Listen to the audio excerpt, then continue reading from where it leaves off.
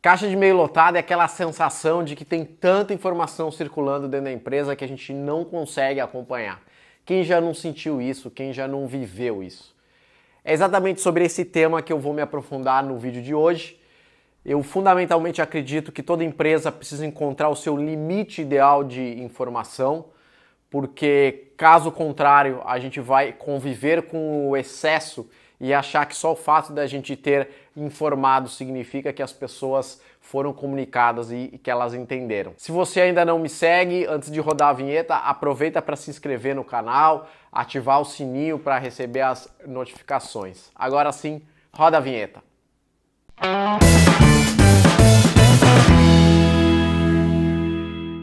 O primeiro ponto que eu quero chamar a atenção é o ponto de demanda. Isso é natural a qualquer empresa. O que acontece? Quando uma empresa começa a investir em comunicação interna, ela parte desse ponto que ela praticamente deixava as informações fluírem de maneira natural, mas ela não tinha nenhuma estratégia ao comunicar, ao informar os seus funcionários.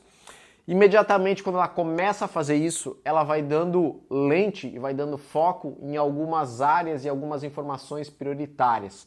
O RH aqui acaba sendo bastante beneficiado e as próprias informações de cunho um pouco mais estratégicos dentro da empresa.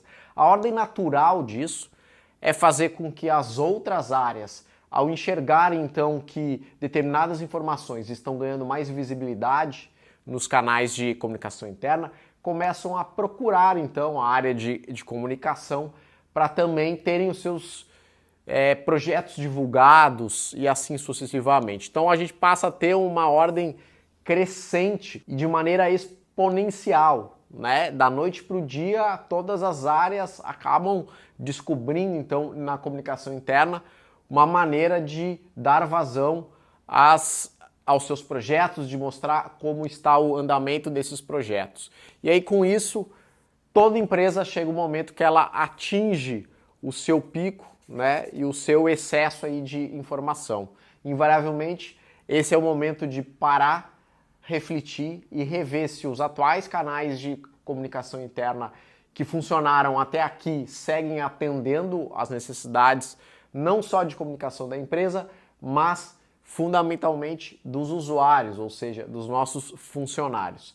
E com isso eu já puxo um segundo gancho que eu quero trazer, que é o outro ponto que a gente precisa dar uma lente. Esse conceito de emissor-receptor é da época de Aristóteles. Por mais que exista uma evolução, quando ele foi criado, quando ele foi imaginado, essa lógica era uma lógica muito unilateral. Então existia um emissor que utilizava algum canal de comunicação para fazer com que a sua informação chegasse nesse receptor. Obviamente o mundo evoluiu, muitas coisas evoluíram, a gente começa a entender que tem outros elementos que precisam ser cuidados também, como ruídos, feedback, e além disso, o emissor e o receptor, eles estão constantemente mudando de posição. Então hoje não faz mais sentido a gente entender que a empresa só precisa comunicar, mas não precisa dar voz aos colaboradores para que eles também se comuniquem. A gente teve alguns avanços sobre esse tema. Um deles que eu sempre gosto de salientar é o uso daquela ferramenta de Canvas por um modelo de comunicação interna. Eu acho que, de fato, ela propicia um entendimento maior e traz esse conceito, então, de entender o usuário final, né? Entender o nosso cliente, que aqui é o nosso funcionário, olhar para suas dores, olhar para suas necessidades e ver o que a gente tem de entrega que atende essas dores e essas necessidades. Porém, eu sempre gosto, para aqueles que me acompanham nas outras redes, já me ouviram falar um pouco sobre isso, de salientar dois pontos em relação ao uso da ferramenta de Canvas adaptada à comunicação interna. Um primeiro ponto é o conceito que Canvas geralmente trabalha com essa ideia de personas, e aqui vem o primeiro alerta. De fato, a gente precisa ter um cuidado, porque diferente do marketing que não consegue entender e ter um relacionamento extremamente profundo e constante com os seus clientes, então para isso ele acaba criando figuras de personas e figuras de avatares para que quando ele vá se comunicar então com essas personas, esses avatares, ele leve em consideração algumas características desse público. No caso da comunicação interna e do endomarketing, a gente não pode esquecer que a gente tem total conhecimento, mesmo que muitas vezes a gente não se aprofunde ou não se abasteça dessas informações, de quem é o nosso público-alvo. Ou seja, a gente conhece o nome das pessoas, a gente conhece o rosto das pessoas, a gente conhece e vivencia as relações existentes todos os dias dentro das empresas. Então, o risco que a gente corre de dar um excesso nesse conceito de personas é, de fato, a gente fazer com que os nossos funcionários acabam sendo estigmatizados, ou seja, criar perfis para eles e fazer com que os funcionários sejam forçados a se encaixarem nesses perfis. Então esse é um dos pontos de alerta desse conhecimento de Canvas para a comunicação interna. O segundo alerta que eu sempre gosto de trazer é esse entendimento das dores e das necessidades.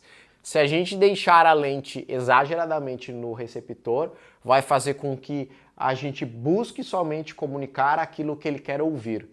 E aí a gente começa a entregar somente conteúdos vinculados a esses assuntos que ele mais curte, que ele mais comenta e assim sucessivamente. Negligenciando então que é uma relação e que além de precisarmos levar em conta aquilo que o funcionário quer ouvir e o que ele precisa se abastecer de informação para desempenhar as suas atividades cada vez melhores, a gente não pode esquecer que existe uma necessidade da empresa de informar. Então esses são os dois pontos que eu queria trazer de relevância. A demanda, invariavelmente, ela vai crescer. Se não cresceu na sua empresa, vai chegar a esse pico, né? E aí vai chegar o momento de você sentar, rever os canais, planejar e, fundamentalmente, reestudar o seu processo de comunicação interna. E aí, fazendo esse gancho, que esse processo precisa considerar que é uma relação, ou seja, esse organismo ele é vivo. As empresas são vivas e o relacionamento entre líderes e liderados, entre empresa e funcionário, ele é vivo, ele precisa ser acompanhado diariamente, semanalmente, mensalmente, com o olhar de estar constantemente ajustando esse processo.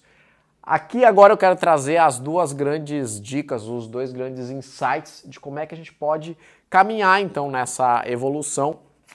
Primeira ideia que eu quero trazer é uma ideia barra uma provocação, ela está vinculada a esse conceito de detox, que é se chegamos nesse excesso de informação ou se achamos que estamos muito próximos desse excesso de informação, é que a gente consiga trazer na mente esse conceito de detox. E aqui eu quero contar dois casos rápidos. Eu, por muitos anos, atendi, prestei serviço a uma das maiores empresas privadas do Brasil. E essa empresa, naquela crise mundial de 2008, que no mundo foi 2008, setembro, outubro de 2008 mais ou menos, e no Brasil a gente foi mais afetado a partir de 2009, ela teve que tomar a decisão de descontinuar um dos principais veículos de comunicação interna que ela tinha. Pra gente que é da área de comunicação, isso no momento soa até como uma afronta. Como assim? Obviamente isso foi carregado um pouco em relação até a recursos, A empresa estava no momento que ela precisava enxugar ao máximo os seus custos, mas também teve um certo item potencial aí que levou-se em conta que talvez aquele veículo já era um veículo velho, que precisava fundamentalmente de passar por uma revisão. E o segundo exemplo que eu quero trazer, essa empresa chama-se Europebox, ela em determinado momento da sua trajetória resolveu impor que os funcionários eles ficariam por 15 dias proibidos de realizar qualquer reunião formal, aí eu não digo a troca de informação, eu digo a formalidade da reunião, convocar colegas para uma reunião específica onde tinha uma pauta e assuntos seriam repassados. Os profissionais depois relataram que depois desses 15 dias eles vivenciaram um momento completamente diferente, que foi uma baixa drástica nas necessidades de reuniões, ou seja, ficou evidente que muitas reuniões acabam sendo realizadas sem a devida necessidade. A segunda dica, a segunda estratégia que eu quero trazer tem um vínculo grande com esse detox, é que fundamentalmente eu acredito que a gente precisa dar esse passo, nós profissionais de comunicação, para estabelecermos prioridade, né? Ou seja, a gente precisa categorizar a informação também em ordem de importância e prioridade. As nossas áreas de comunicação interna, de endomarketing, comunicação corporativa, talvez sejam as áreas que tenham maior livre trânsito entre todas as outras. Então, nenhum outro profissional, arrisco a dizer, vai ter tamanha capacidade de enxergar todo o funcionamento da empresa como a gente pode enxergar. A gente não pode aceitar que todas as informações precisam ter o mesmo grau de importância dentro da empresa, lembrando sempre de olhar para esses dois polos. Então, informação importante e relevante para a empresa, qual o olhar da empresa do que é prioridade para ser comunicado e qual é o olhar que a gente tem sobre o nosso receptor, sobre o nosso funcionário, em termos de prioridade de informação para ele desempenhar bem o seu trabalho. Enquanto a gente não fizer essa categorização e a gente não priorizar, a gente não vai ter condições de fazer esse detox e a gente vai ter menos condições ainda de chegar num limite e num volume de circulação ideal da informação.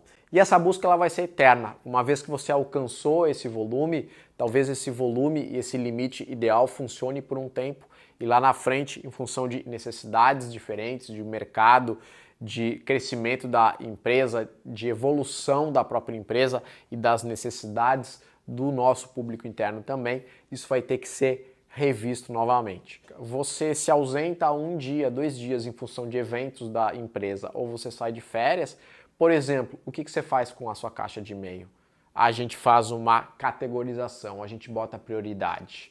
Cada um elege a sua prioridade, né? No meu caso, muitas vezes eram os meus clientes que eu estava envolvido, aquilo era prioridade, os meus sócios e os assuntos daqueles funcionários com os quais eu tinha projetos em andamento. O restante, eu vou ser bem sincero, por diversas vezes eu simplesmente selecionei e deletei esses e-mails da minha caixa. Não deixa de curtir, não deixa de comentar, não deixa de se inscrever e ativar o sininho, caso você ainda não tenha feito.